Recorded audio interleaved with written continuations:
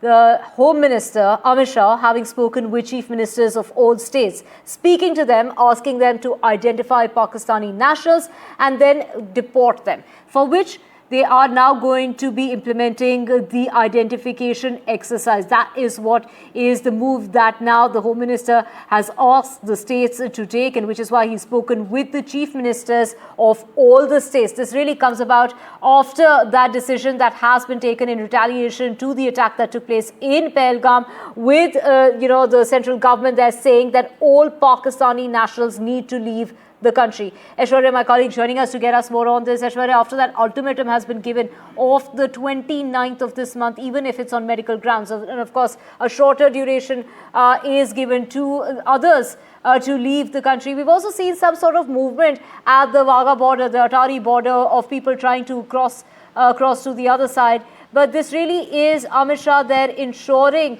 that this is implemented through this identification exercise.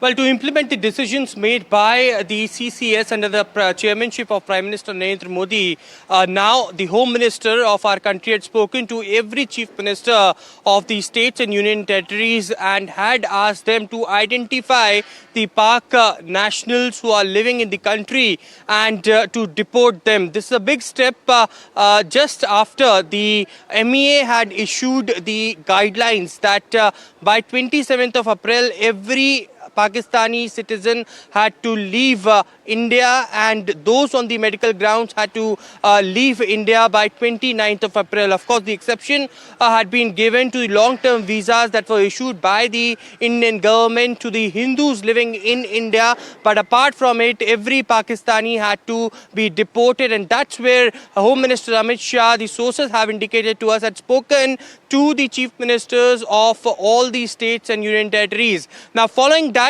what we've been told is the identification process in every district of the country that will begin under the team that will be constituted by different state governments. The chief ministers have been given direction by the Home Minister. It will come down to the district level, and there would be the teams that would be appointed that will identify the Pak nationals who are living in different part of the country, and they will be told to leave India before 27th of April.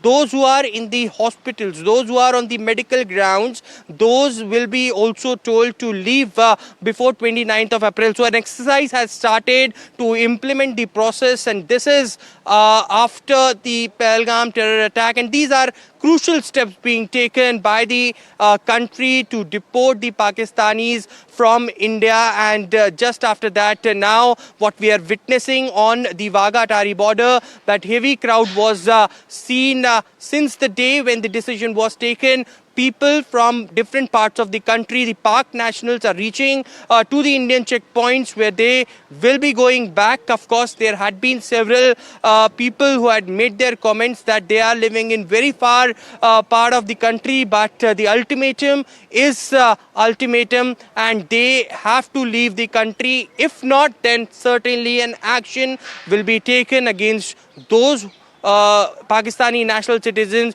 who will not obey the guidelines of the Indian government.